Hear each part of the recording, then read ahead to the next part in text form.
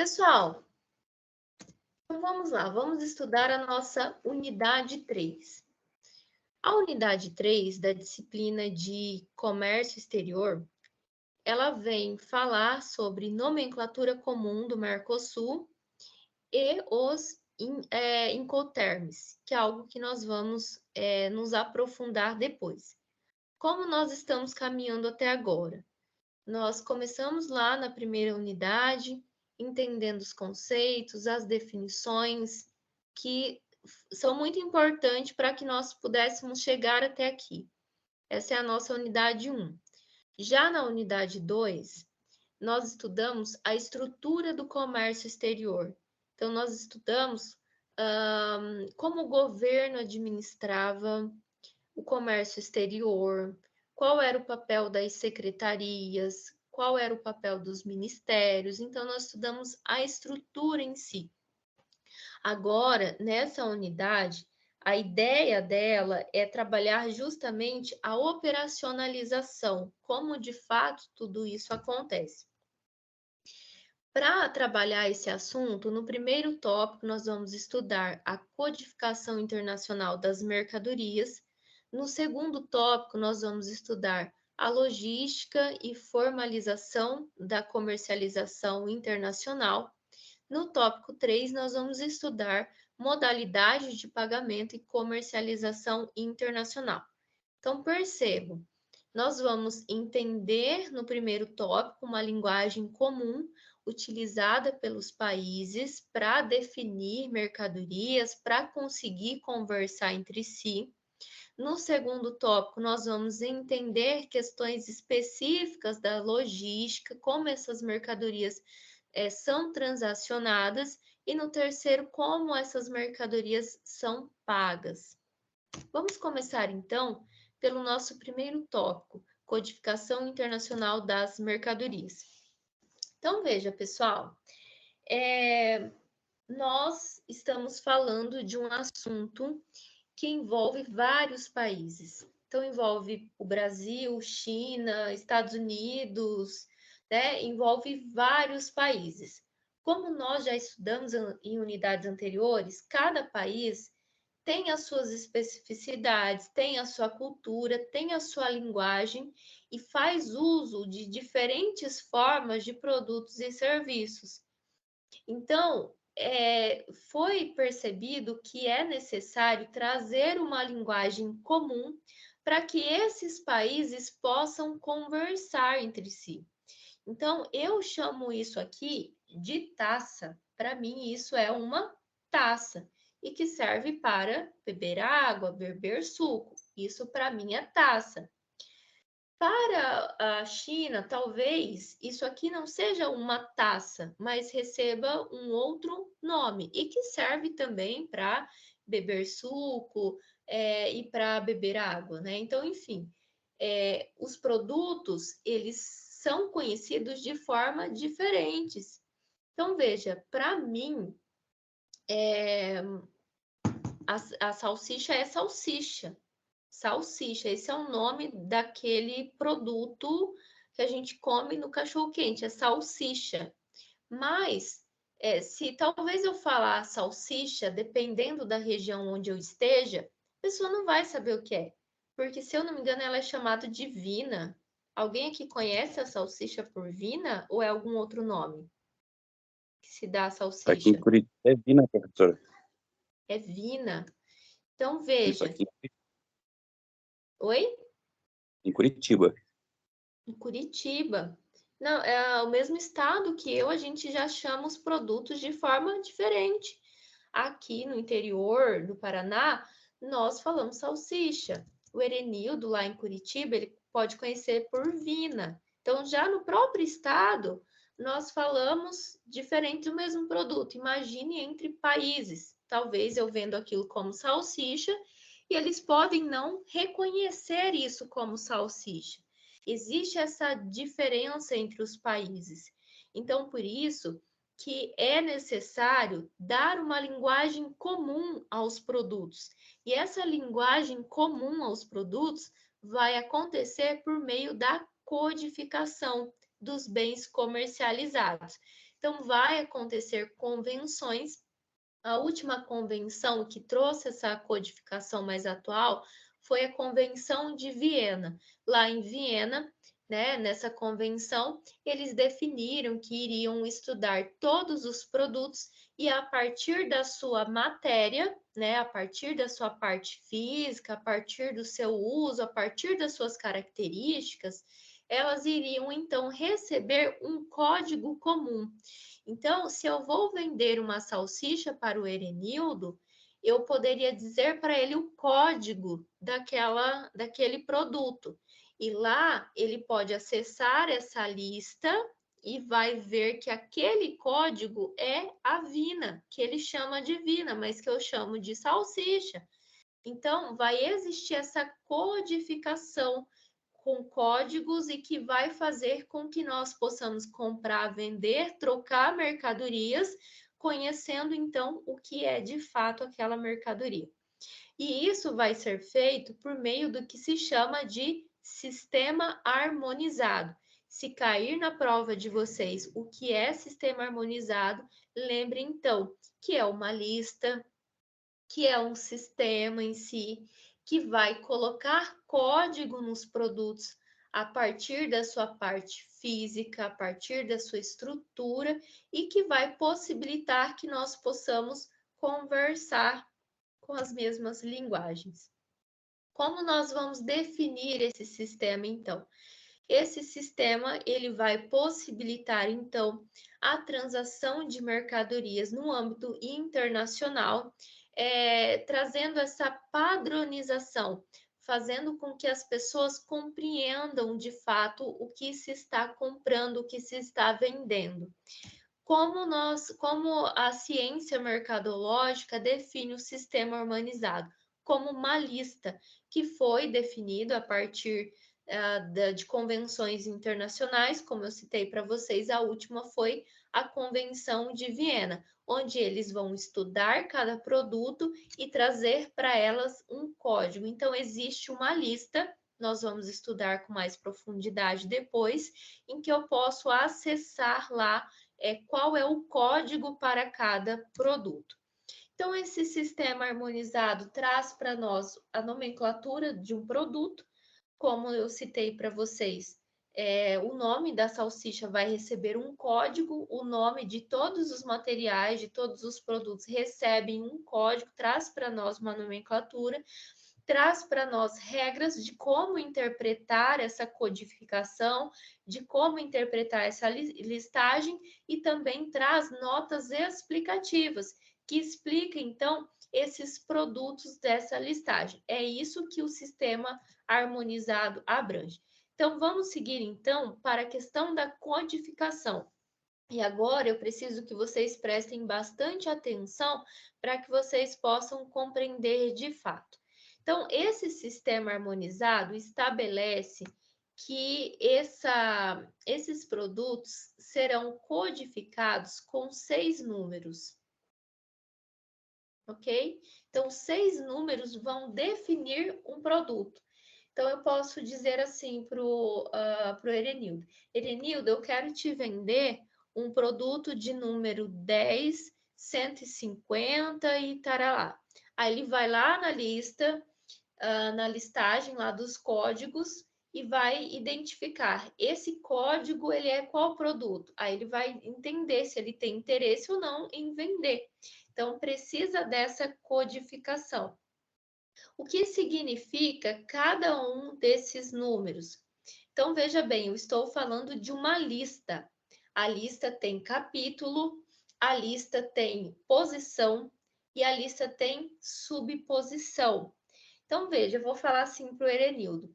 Herenildo, os 2 primeiros números do que eu estou querendo te vender é 20. Então, ele já vai lá no capítulo 20 para saber sobre o que se trata. Então, os 2 primeiros números aqui representam o capítulo onde está posicionado esse produto. No caso do capítulo 20, ele significa o quê?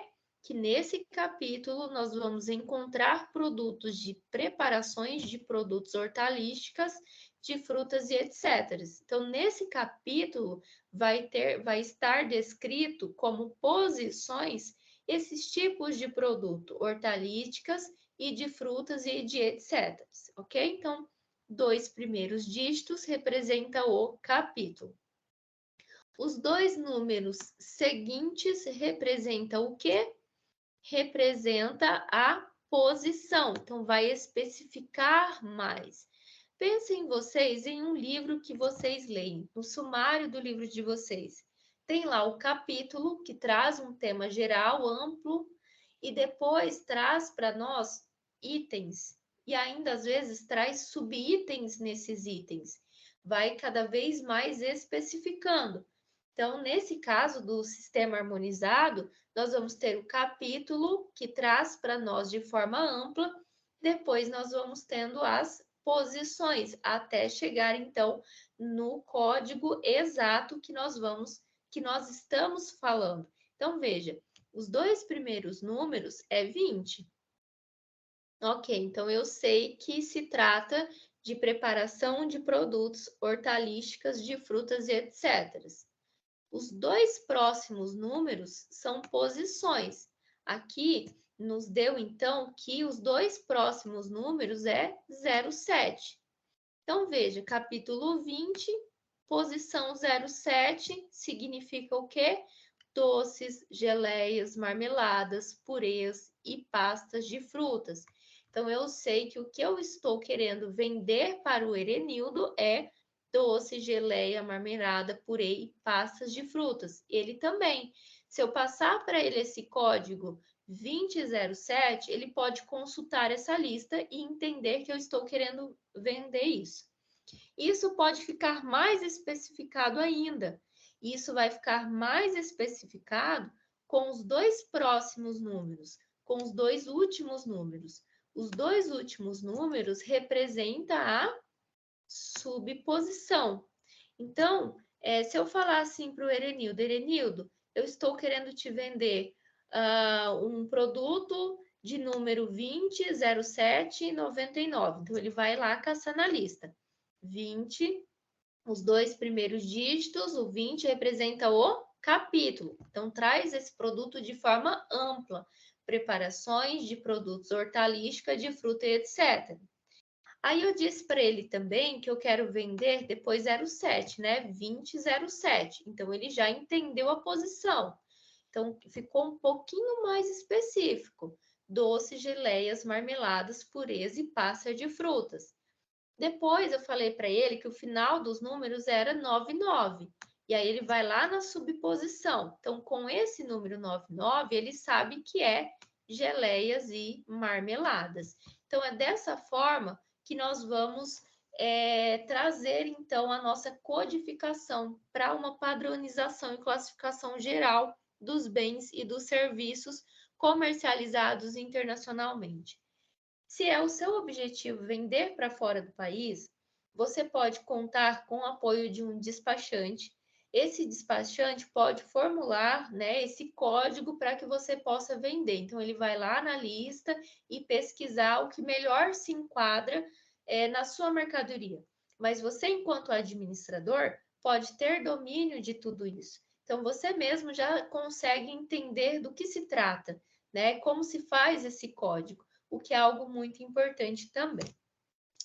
Bem, então, o que eu expliquei para vocês é uma nomenclatura do sistema de harmonização de forma geral. Dentro do Mercosul, nós vamos ter também uma padronização, uma codificação, que segue essa base da geral, né, desse sistema de harmonização, mas também especifica mais. Então, veja, dentro dos países do Mercosul, nós vamos ter o que se chama de nomenclatura comum do Mercosul, que vocês podem encontrar abreviado como NCM. Ele vai utilizar esses 6 dígitos do Mercosul com essas mesmas regrinhas, porém ele vai acrescentar mais 2 dígitos, ou seja, ele vai especificar mais.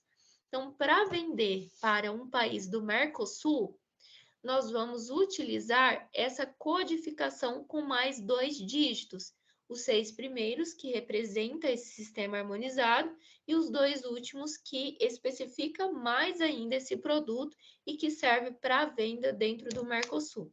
Essa imagem, ela traz essa explicação mesmo que eu venho falando para vocês. Os 2 primeiros dígitos é o capítulo, que traz de uma forma ampla, depois a posição, que especifica mais, depois a subposição, que especifica mais ainda, depois o item, o subitem, que vai ficando cada vez mais especificado, até nós chegarmos mesmo no produto que nós queremos comercializar. Então, essa é a lista, né, da nomenclatura comum do Mercosul, e essa lista traz para nós os capítulos. É claro, né, que tem mais do que 25 capítulos, mas eu coloquei aqui só para que nós possamos ter uma ideia de como funciona. Esses capítulos, eles são numerados em sequências. E essa sequência, ela vai do menor valor para o maior valor agregado. Então, quanto mais valor esse produto, maior vai ser o número do capítulo dela. Desse produto, né, dele. Como nós podemos pesquisar essa codificação? Como nós podemos saber a codificação de um produto? Pelo site da Receita Federal. Então, vocês podem acessar o site da Receita Federal. Esse site vai levar vocês a uma tela de busca e de pesquisa, onde vocês podem simplesmente pesquisar pela descrição. Então, vocês descrevem o produto e ele já te dá essa codificação. Ou se você tiver só o código e você quer saber qual produto é, qual é a descrição, então você vai pesquisar pelo código. Bem, pessoal, nós já estudamos sobre esse assunto e vamos rever isso basicamente, sobre a tarifa externa comum. Quem lembra da tarifa externa comum? Já que nós estamos falando do Mercosul. Alguém lembra da tarifa externa comum? Então, vamos revisar? Então, veja, por esse código desse produto, nós conseguimos saber qual é o valor da tarifa externa comum. Então, tenho lá o código do NCM, mas não sei qual é essa tarifa. Então, eu posso pesquisar por meio desse código. Então, vamos lá. O que é essa tarifa? Essa tarifa externa comum, ela é aplicada entre os países do Mercosul. Nós estudamos lá na nossa primeira aula. O que acontece pelos acordos desse bloco econômico? Quando os países compram de outro país que faz parte do mesmo bloco econômico, eles vão ter uma isenção de 100%. Se o Brasil comprar um carro sedã da Argentina, ele vai receber um desconto de 100% do imposto para trazer esse produto para cá, para comprar de lá, ok? Então, 100% isenção, caso ele compre da Argentina ou de outro país que ele faz parte do mesmo bloco econômico que ele. Mas, se ele comprar esse mesmo carro sedã de um outro país, por exemplo, do Japão, ele vai pagar uma tarifa que se chama tarifa externa comum, que vai ser o mesmo para o Brasil, que vai ser o mesmo para a Argentina, para a Venezuela ou para qualquer outro país que compõe o Mercosul. Então, se o Brasil comprar um carro sedã lá do Japão, ele vai pagar uma taxa X. Se a Argentina comprar um carro lá do Japão, ela também vai pagar o mesmo valor de taxa, dessa taxa X. Então, é essa taxa que nós chamamos de taxa externa comum e que ela pode ser consultada por meio do código, né, desse produto NCM. Bem, esse código, essa tarifa, na verdade, ela é atualizada sempre pelo Ministério de Desenvolvimento da Indústria, Comércio e Serviço. Para nós consultarmos ela, existe então uma tabela dessa tarifa que nós podemos consultar para verificar o valor dela e provavelmente existe aí esse código para que nós possamos verificar. Então, essa é o nosso tópico 1, esse é o nosso tópico 1. Vamos partir agora para o nosso tópico 2. O nosso tópico 2 fala de logística e formalização da comercialização internacional. Então, nós vamos compreender um pouquinho sobre esses transportes e sobre como se é formalizado essas relações internacionais. Então, veja bem, nós sabemos que em uma relação de compra e venda, existem obrigações e existem deveres, tanto da pessoa que compra quanto também da pessoa que vende. Esse tópico visa, então, estudar, né, quais são os deveres do vendedor, quais são os deveres do comprador, e depois traz para nós outros assuntos importantes, como, por exemplo, a logística, como, por exemplo, como formalizar essas relações. Quais são os deveres dos vendedores e dos compradores? Então, os vendedores, eles têm como, né, obrigação entregar a mercadoria, a transferir a propriedade sobre elas e, se for o caso, a remeter os documentos que se lhes refere. Então, o vendedor tem essa responsabilidade. E o comprador? O comprador, ele tem a responsabilidade de pagar o preço e aceitar a entrega das mercadorias conforme as condições previstas no contrato. Basicamente, essas são as obrigações dos vendedores e dos compradores. Acontece que essas obrigações, essas responsabilidades, elas são sempre especificadas por meio das convenções. Nesse caso, nós tivemos a Convenção de Viena, que fez essa formalização dessas relações comerciais, incluindo o que é de responsabilidade do vendedor e o que é de responsabilidade do comprador, né? No caso, responsabilidade do vendedor e do comprador. Bem, quando nós falamos dessas responsabilidades, um assunto muito importante sempre vem à tona, que é o Incoterms. Alguém já ouviu falar sobre ele? Incoterms.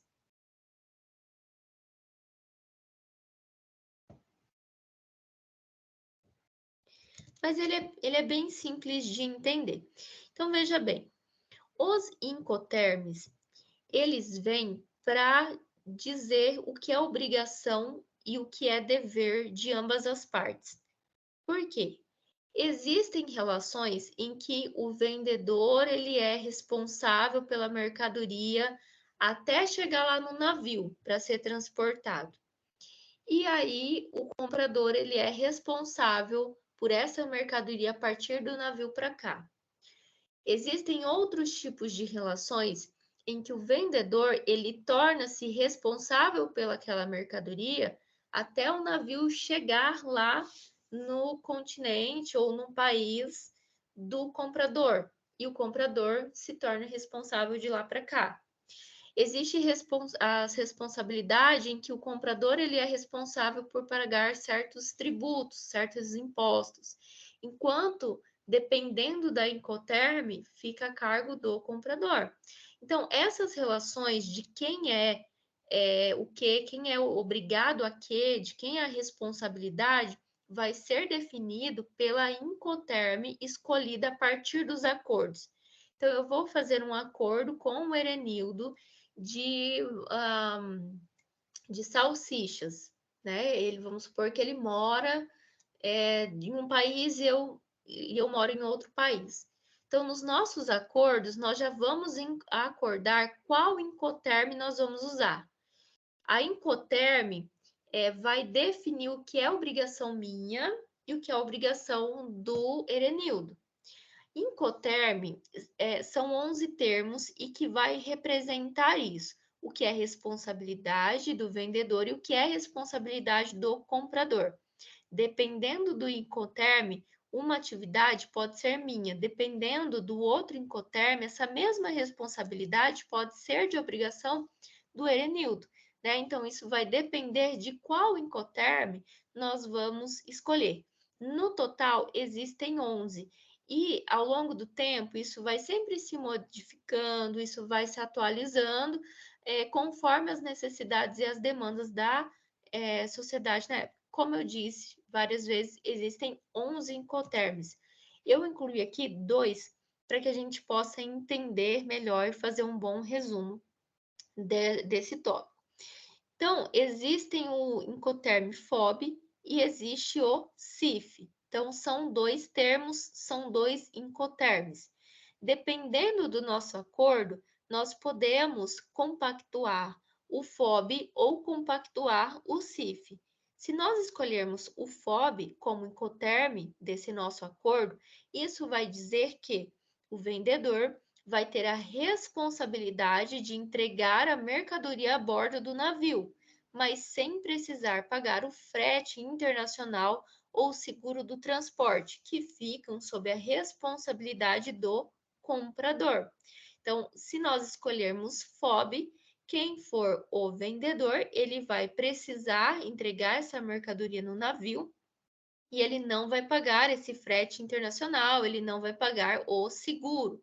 Quem vai pagar o frete internacional e quem vai pagar o seguro é o comprador.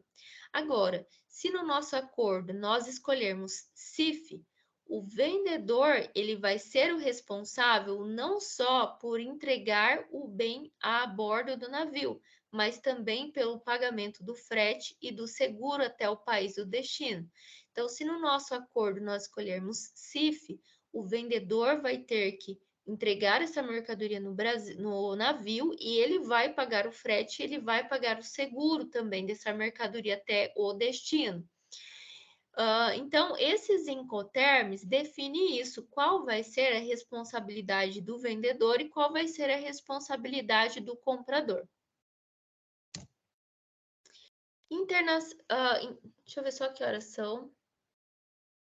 Que eu estou falando aqui, eu não tenho horas, mas vamos lá. Ainda falta ainda um tempo. Internalização e nacionalização das mercadorias. Uma mercadoria, ela pode ser internacionalizada ou nacionalizada. Qual é a diferença de um e de outro? Quando nós vamos fazer a transação de mercadorias, essas mercadorias podem ficar em um determinado local, pode ficar em um determinado espaço que não pertence a nenhum país.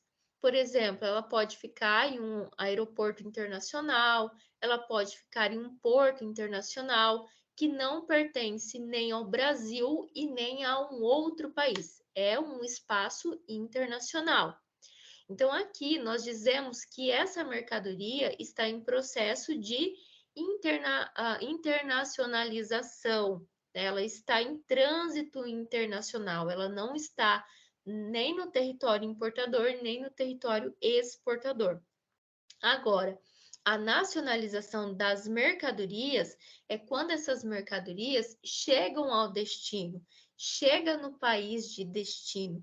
E ali nós vamos ter todo um processo que o livro chama como desembaraço aduaneiro, em que vai verificar as procedências, as documentações dessa mercadoria para que de fato ela seja nacionalizada, para que ela possa de fato ser utilizada pela população brasileira.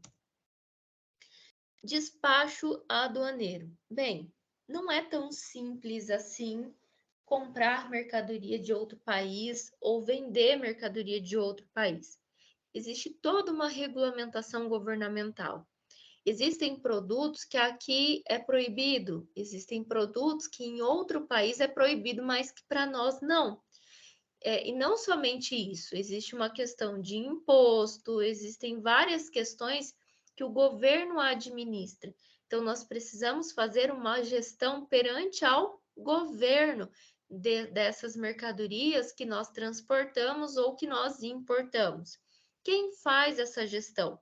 Existe um profissional chamado de despachante aduaneiro que vai fazer essa ponte, que vai fazer essa interlocução entre as empresas e entre o governo. Então, ele vai ser um profissional responsável por cuidar dessa parte, né? Por formalizar tudo isso perante o governo, por identificar, né, essas mercadorias, as codificações, os impostos, enfim. Então, esse é o papel do despachante aduaneiro.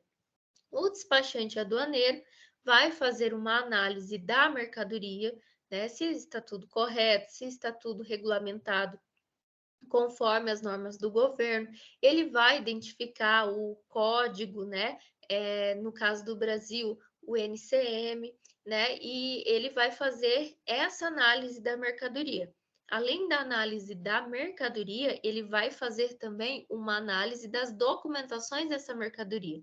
Se está tudo de acordo com o que o governo determina, né? Se está tudo certo com as documentações daquele produto. Bem, nós vamos ter o despacho aduaneiro de importação e o despacho aduaneiro de exportação. Então, como o livro define e diferencia o despacho aduaneiro de importação e o despacho aduaneiro de exportação? Então, veja, a importação deve passar por um processo de desembaraço aduaneiro. Então, ou seja, quando essa mercadoria ela chega no país de destino, no caso do Brasil, ela precisa passar por esse processo do que o livro chama de desembaraço aduaneiro, ou seja, o momento de fazer essa conferência desses produtos, da mercadoria, das documentações, como nós vimos anteriormente. Então, a mercadoria está sendo importada, está chegando aqui, vai passar por esse processo de desembaraço aduaneiro. No caso do despacho aduaneiro de exportação, toda mercadoria a ser exportada precisa passar por um processo, mas agora de internalização, ou seja, a mercadoria deverá passar por um processo de desembaraço aduaneiro de exportação e conferência da exatidão de documentação. Ou seja, pessoal, tanto no despacho aduaneiro de importação quanto no despacho aduaneiro de exportação, é necessário que essa mercadoria seja verificada, é necessário que essas mercadorias sejam analisadas e as suas documentações também. Então, ela vai passar por esse processo de despacho aduaneiro. Tanto se nós compramos de fora ou se nós vendemos para fora, existe esse processo que ela precisa passar. Então, esse é o tópico 2.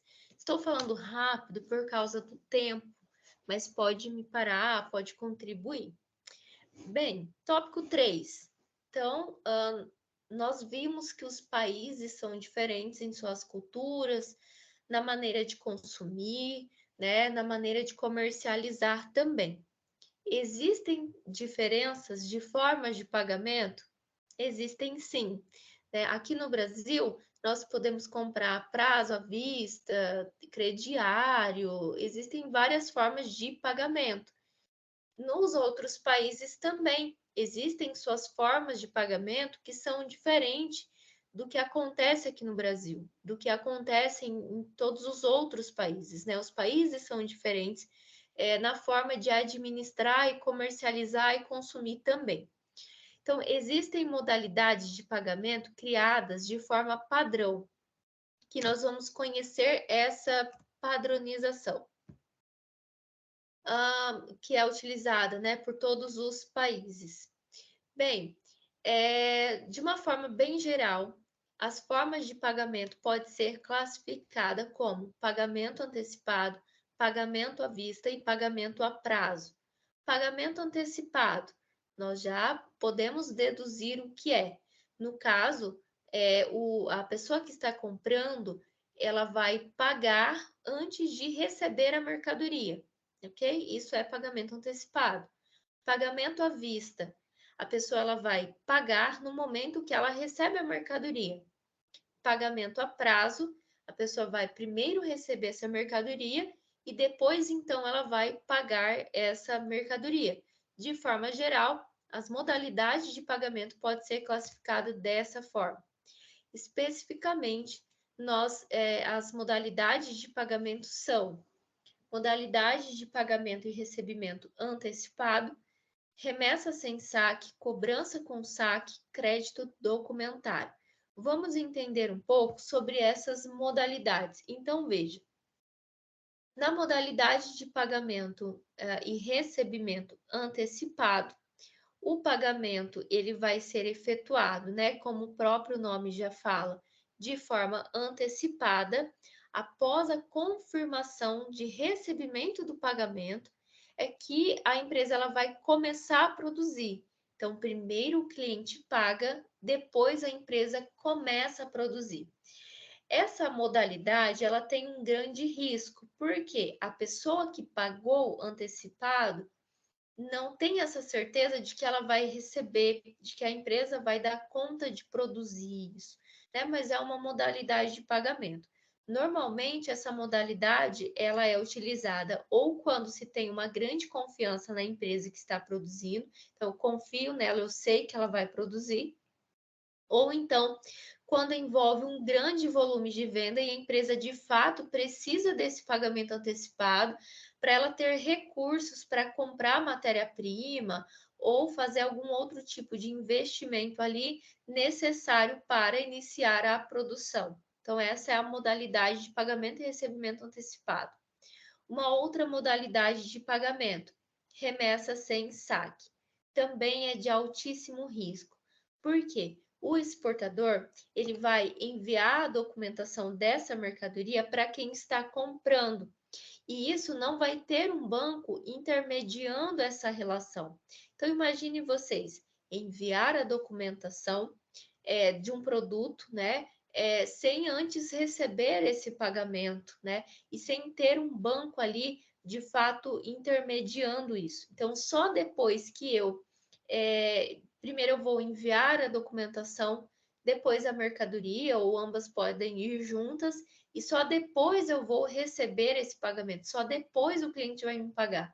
Isso não tem intermediação de banco. Então, por isso que existe um alto risco nessa modalidade de pagamento para quem está produzindo a mercadoria e vendendo essa mercadoria. Cobrança com saque. Cobrança com saque também é uma outra modalidade de pagamento, e aqui nós vamos ter uma letra de câmbio. Nós já estudamos letra de câmbio. A letra de câmbio é um documento que vai me dar garantias de recebimento, né? Se eu tenho ali uma letra de câmbio com o cliente, então eu tenho essa garantia de recebimento. É como se fosse uma duplicata, né? De uma maneira geral, essa comparação. Uma duplicata, eu vou ter uma garantia de recebimento e depois eu posso cobrar essa duplicata no banco. Isso também acontece com uma letra de câmbio.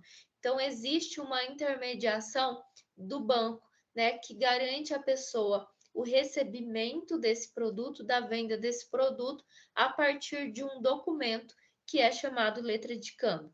Crédito documentário, também uma modalidade de pagamento, e ela é comparada com a carta de crédito. Na verdade, ela é uma carta de crédito. Internacionalmente, isso é chamado de LC. Então, se cair na prova de vocês, crédito documentário, carta de crédito ou L/C, é a mesma modalidade de pagamento. E isso também tem a ver com aquela carta de crédito comum, né, em que nós vamos ter então um banco intermediando e o vendedor ele vai ter uma certa garantia de recebimento. Caso cumpra toda essa carta de crédito, então o banco ele vai assumir o pagamento dessa dívida. Comercialização direta e indireta. Então veja, as empresas para comercializar internacionalmente, para vender os seus produtos para outros países, elas podem fazer isso tanto de uma maneira indireta quanto também de uma maneira direta. De maneira direta vai acontecer quando a própria pessoa faz todo esse processo de comercialização no exterior. Então, é ela que vai fazer essa vinculação com o governo, ela vai conferir mercadoria, ela vai conferir a documentação, ela vai expedir o próprio código, então a própria empresa vai ter um setor específico dentro dela que vai trabalhar com exportações, e isso é comercialização direta. Já a comercialização indireta, a empresa não vai ter alguém que trabalha diretamente para ela com essas exportações. mas ela vai terceirizar isso, ela vai terceirizar essa atividade. Então, ela pode contratar uma outra empresa que vai, então, trabalhar com as exportações. Precificação. Bem, quando nós falamos dessas questões que envolvem vários países, tudo fica complexo, né? Porque nós não temos as mesmas maneiras de comercializar, de precificar, de pagar, né? Então, por isso que nós precisamos estudar bem tudo isso. A maneira de precificar também não vai ser a mesma. Primeiramente, nós vamos sempre levantar tanto na formação do preço da importação quanto na formação da exportação, nós vamos levantar quais foram os custos relacionados àquela mercadoria. E aí o livro cita vários custos. Preço de mercadoria no país, preço de produção, preço para terceirizar. Então, tudo isso nós vamos levantar, custos e despesas com aquela mercadoria, tanto na formação do preço na importação, quanto também na formação do preço por exportação. Taxa dos portos, taxa de armazenagem, tudo isso vai contar. Depois que eu levantei os custos, né, que eu tive, custos de despesas que eu tive com aquela mercadoria, então eu vou excluir desse valor o que vai ser só agregado devido à comercialização interna. Por exemplo, publicidade e publicidade dessa mercadoria dentro do Brasil. Então, veja, eu estou querendo vender um sapato e eu tenho como despesa desse sapato a taxa de publicidade, o valor que eu paguei para a publicidade desse sapato. Então, é um outdoor que eu disseminei pelo Brasil. Mas eu estou vendendo esse sapato para o exterior. Então, não faz sentido eu cobrar desse preço, desse valor, taxas que eu gastei só para ficar dentro do Brasil. Então, por isso que quando eu levanto os custos e despesas, eu vou retirar deles o que eu gastei só com o mercado interno, o que foi direcionado só com o mercado interno. E depois disso, eu vou adicionando a esse valor de custo o que eu gastei para fazer o transporte, para fazer a comercialização com outros países, com o mercado externo. Por exemplo, embalagem específica para que esse país não se deteriore, para que essa mercadoria não se deteriore no navio, com armazenagem. Então, tudo que for relacionado a custos para fora, então nós vamos adicionar nesse valor. E depois, então, nós vamos incluir uma taxa de lucratividade que nós queremos em cima daquele produto. E isso vai formar, então, o nosso preço.